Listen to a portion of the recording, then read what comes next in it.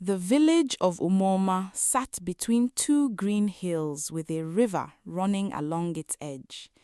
That river never dried up, not even in the harshest seasons, and the people of the village liked to say it was because the land was blessed. Maybe it was. But blessings, as it turned out, did not reach everyone in equal measure. Some families had wide compounds and barns so full of grain that the walls bowed outward. Others woke up each morning not knowing what they would eat by nightfall. Nkem was one of those people. She had not always been poor. There was a time, not too long ago, when her home smelled of fresh wood shavings and her husband's laughter filled every corner of it. Chika was a carpenter. Not just any carpenter, the kind whose work people talked about for years afterward. His hands were rough and strong, but they moved with a gentleness that turned ordinary logs into chairs and tables that looked almost too beautiful to sit on. People came from neighboring villages just to commission his work. Life was not easy, but it was full. Then, one rainy season, a fever arrived. It moved through Umwoma quietly, the way a shadow moves. First one family, then another. Some people recovered, others did not. Chika was among those who did not. He burned with heat for 5 days, and on the 6th morning, he was gone. Nkem was left alone with Obina, who was 7 years old and still small enough to fit under her arm when he cried. At first, the village showed up for her. Neighbors brought yams and palm oil. The women from the market came to sit with her and speak kind words. Men offered to help fix the roof. People promised her that she would never struggle, that the village would take care of her and her boy. But promises, Nkem learned, have a short memory. Months passed, then a year, then 2. People got busy with their own children, their own harvests, their own problems. The visits stopped. The food stopped. The promises were forgotten the way people forget a dream by mid-morning. Nkem did not beg. She gathered firewood and sold it at the market. She wove baskets from river reeds and traded them for small amounts of cassava flour. She tended gardens for women who had more land than they could manage, earning enough on good days to buy a proper meal. On bad days, she and Obina walked into the forest and came back with wild vegetables and whatever God had seen fit to leave growing along the path. What never changed through all of it was her kindness. If old Mama Chioma, 3 compounds down, needed water fetched because her knees were too swollen to carry a bucket, Nkem fetched it without being asked. If a mother on the other side of the village needed someone to watch her sick child so she could go work, Nkem was there. When travelers passed through the village, tired and hungry and unsure if anyone would stop for them, they almost always ended up at Nkem's door. She always found something to share. A cup of water, a bowl of something, a moment of genuine welcome.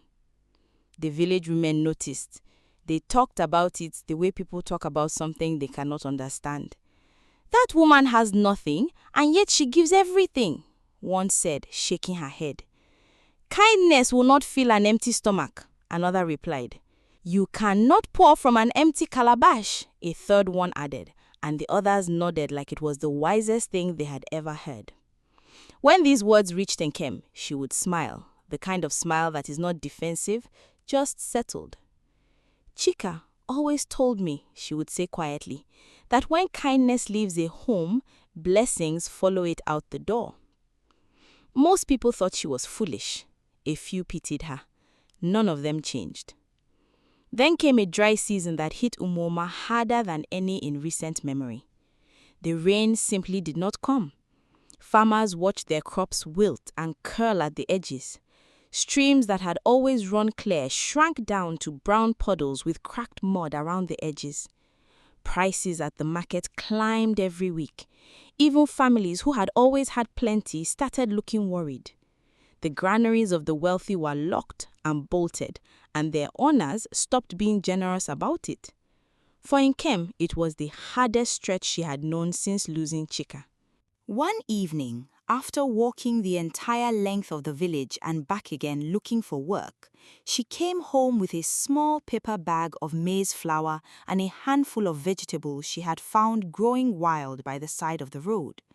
Her feet ached, her back ached, but she kept her face steady because Obina was watching. She built a small fire, set the pot of water to boil, and stirred the flour in slowly, adding the vegetables piece by piece. The smell that came up was thin. There was not enough food in that pot for it to smell like much, but Obina leaned in over the table as though it was a feast. "Mama," he said, pulling up his best smile, "this smells wonderful." Nkem looked at him, and her heart pulled in two directions at once. He was trying to encourage her. Her 7-year-old son was trying to encourage his own mother. She had to look away for a moment before she could answer. "Sit down," she said softly. "It will be ready soon." She poured the small pot into 2 bowls. They were not full bowls. There was just enough in each one to take the edge off hunger, not enough to actually satisfy it. She set them on the table and was about to sit when 3 slow knocks landed on the door. Tock, tock, tock. Obina looked up. No one visits this late. Nkem wiped her hands on her wrapper and went to the door. The man standing outside was old in the way that speaks of long roads traveled. His clothes were patched so many times the original fabric was hard to identify. Dust had settled into the lines of his face. He leaned on a walking stick that looked older than he did. His lips were cracked, his eyes were kind. "My daughter," he said, his voice soft but steady, "I have been walking for many days." He paused, and something in the pause felt heavy. "I have not eaten since yesterday morning. Would you spare even a small portion of food?"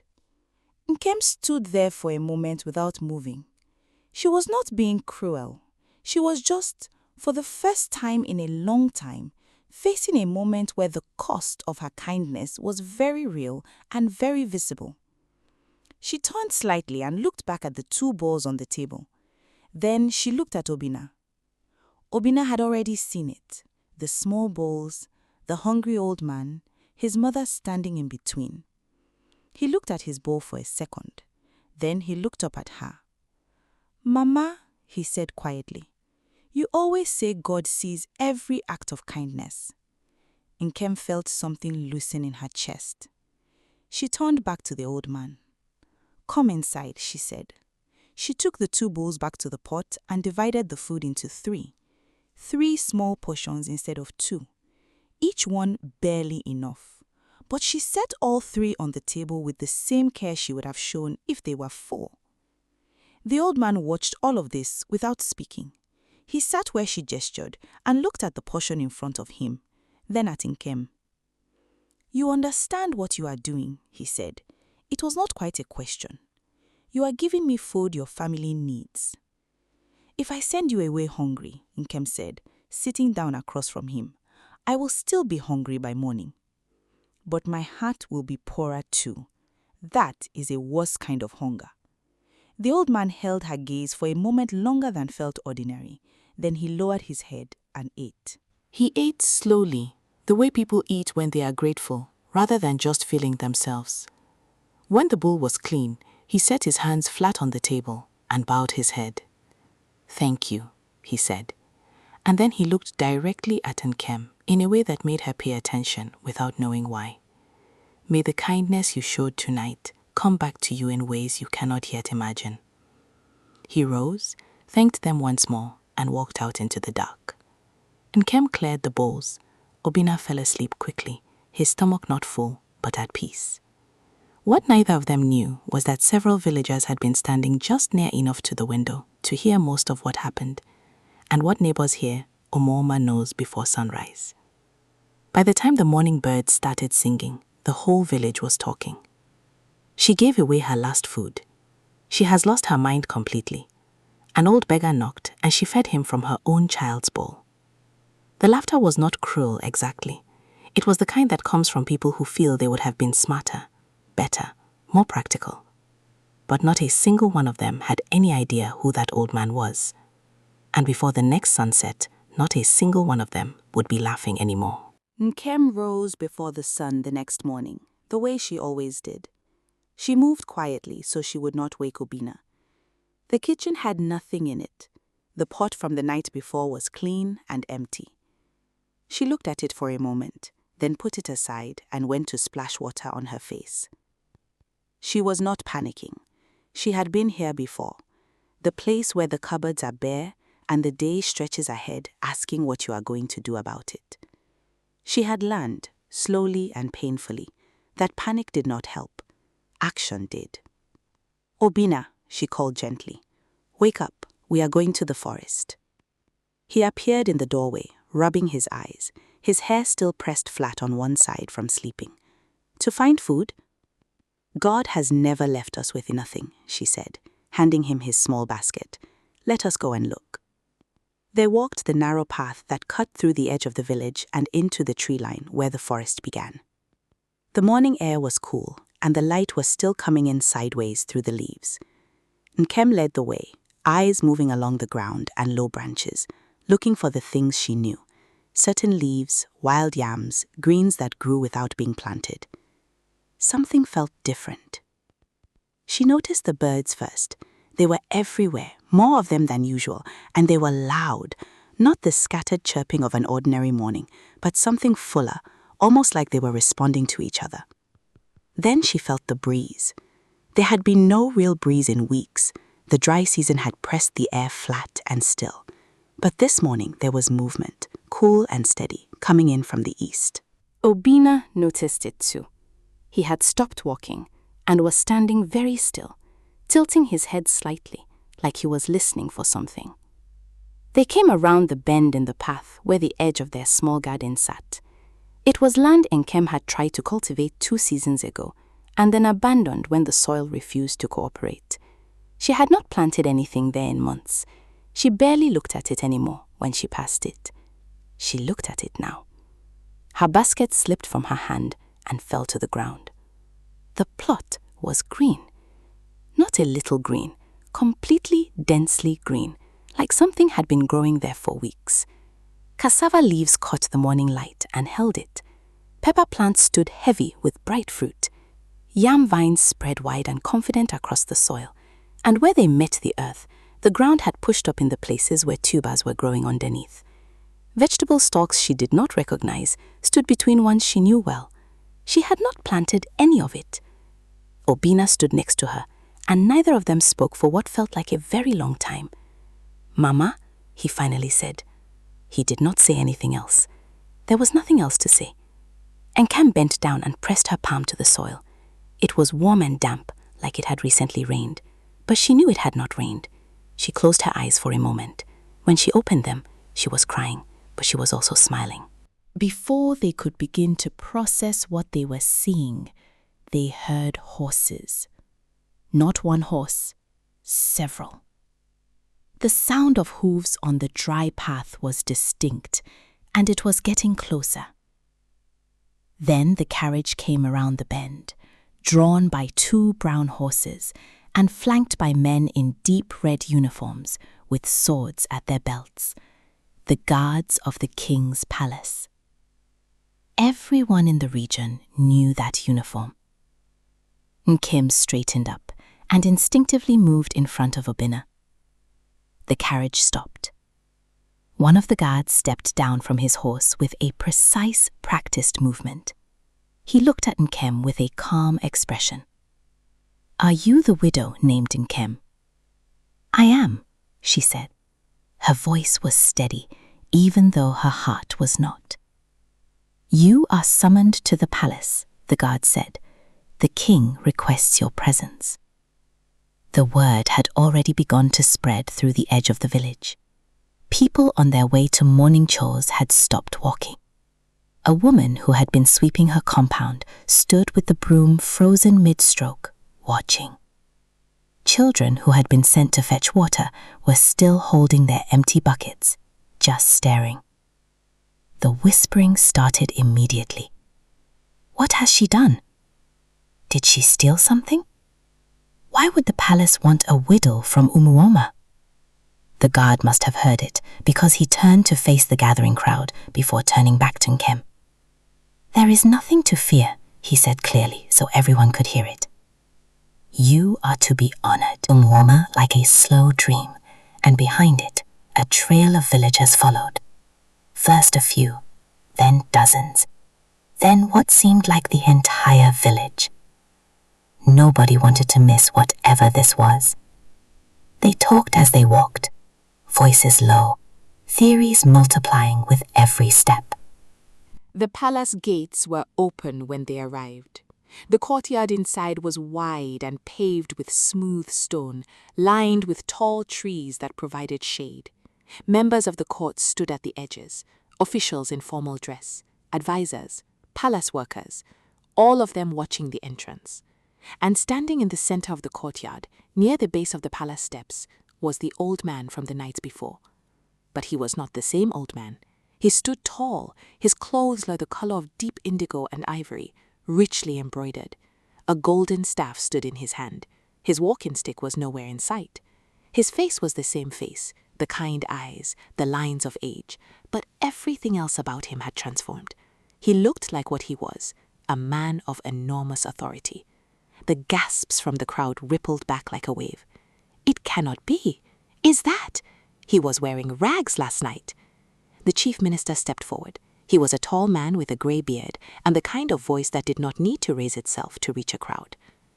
People of Umuoma, he said, the man many of you saw walking through this village yesterday, the man you passed on the road, the man you turned away from, the man who knocked on door after door, is Lord Emeka. He is the king's most senior advisor and most trusted servant. A beat of silence, then murmuring, then more silence. Lord Emeka stepped forward. He was looking at Nkem. For nearly 3 years, he said, his voice carrying the full weight of someone who is used to being listened to. I have traveled the roads of this kingdom. Not in fine clothes, not with guards, as a poor traveler with worn shoes and an empty stomach. He paused. I was looking for something that does not appear in any map or inventory. I was looking for genuine kindness. Not kindness that is performed in front of others. Not generosity that waits to see who is watching. True kindness. The kind that happens when there is nothing to gain, when the cost is real, when no one important is looking. He looked out at the crowd, at all the faces that were now very still. I knocked on many doors. I was told many things. I was too tired, too strange-looking, too inconvenient. I was given excuses that were delivered with smiles. In some homes, I was offered kind words and nothing else. In others, I was ignored entirely. He looked back at Nkem. And then I came to your door. You had almost nothing. I could see it. Your home told me before you said a single word. And yet you did not offer me an excuse or a prayer. You brought me inside. You sat me at your table. You divided what you had. He was quiet for a moment. Your son pushed his bowl toward you to make sure there would be enough for me. A child who was himself hungry chose to go hungrier. There was a sound from the crowd, not words, just a collective breath released, a softening. I have traveled the breadth of this kingdom, Lord Emeka said, and I have come back with one recommendation for the king. He turned toward the palace steps. The king descended. The king was not what most people expected when they imagined a king. He was not especially tall. He was not dressed in the most elaborate way.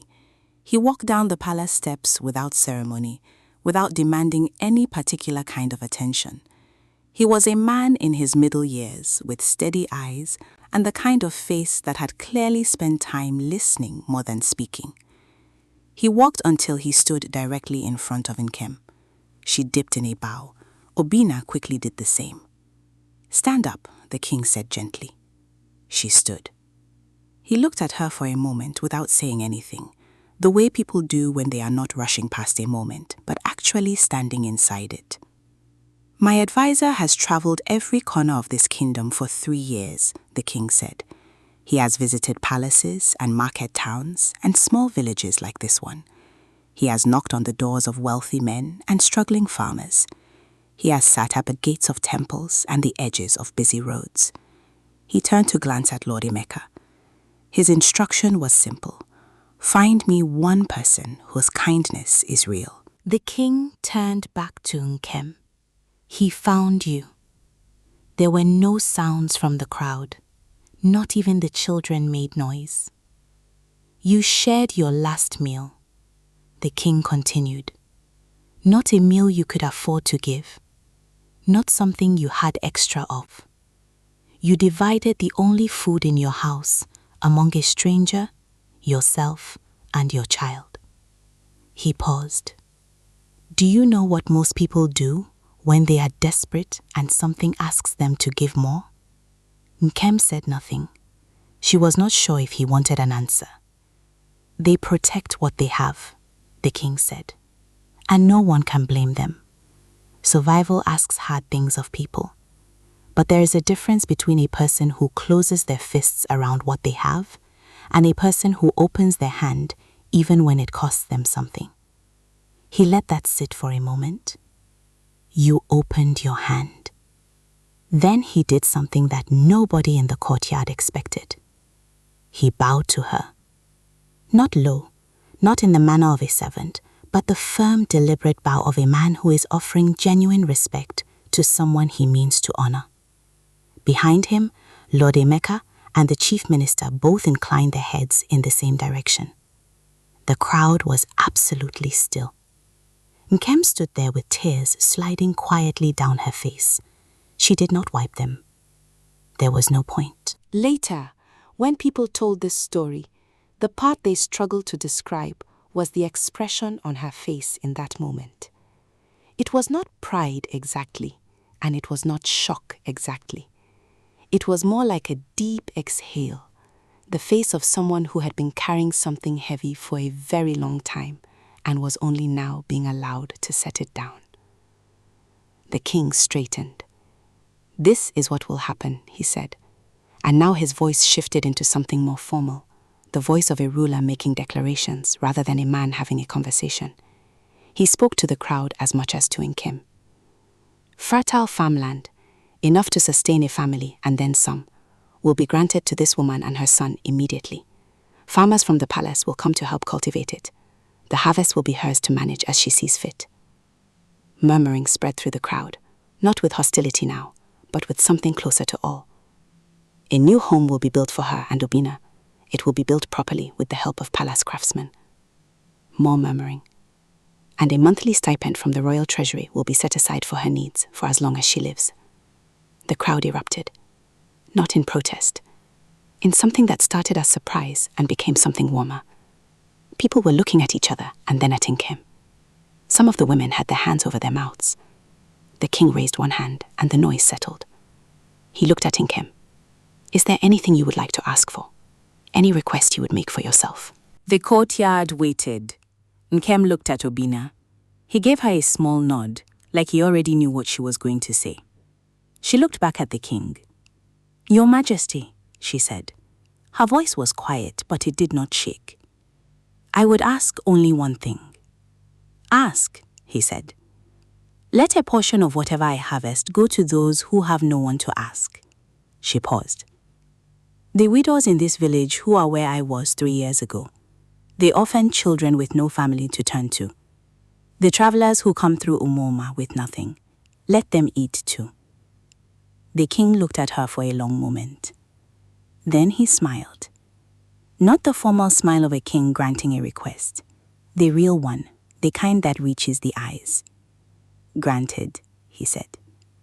What followed over the next months changed Umoma in ways that went far deeper than the new buildings and the cultivated farms, though those were visible enough.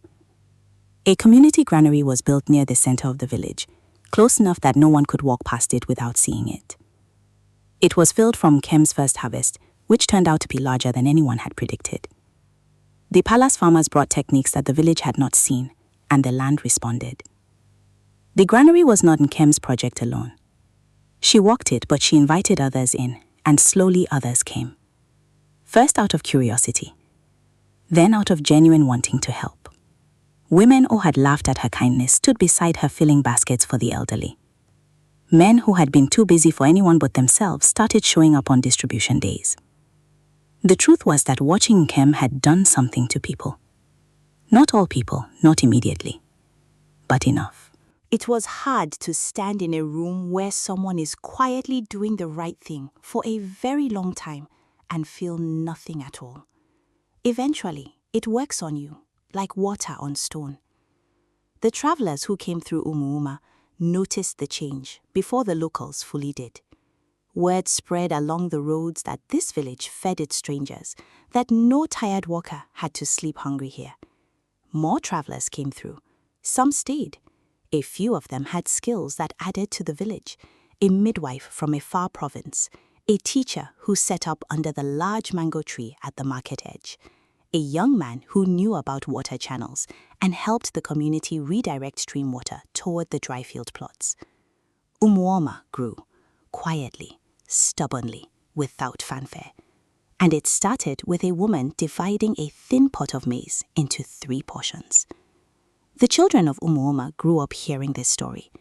They heard it the way children hear the things that matter to a place, not just once at bedtime, but woven into everyday conversation. When a mother told her child to greet the traveler at the gate, she might say, "Remember Nkem." When neighbors argued about whether it was worth helping someone who could not help them back, someone would always bring up the night Obina pushed his bowl across the table. Obina himself grew up to be a man who was known above everything else for being straightforward. He did not perform generosity. He just practiced it. The way you practice something you learned so young, it became part of how you move through the world. He never forgot that night. Not the hunger, not the 3 fin bowls, not the look on his mother's face when she was deciding whether to open the door wider. He always said the same thing when people asked him about it. She did not know who he was, he would say. That is the whole point. She did not give because she thought something would come back. She gave because she was the kind of person who gives. He would let that sit for a moment. That is what the king honored, not the good luck, not the result. The kind of person she was, long before anyone was watching. And that was the truth that Umuuma carried forward, from that season to the next and the one after that. Not that kindness is rewarded, but that it is worth practicing even when it is not, because the kind of person it makes you, the kind of village it builds, that is the reward that lasts.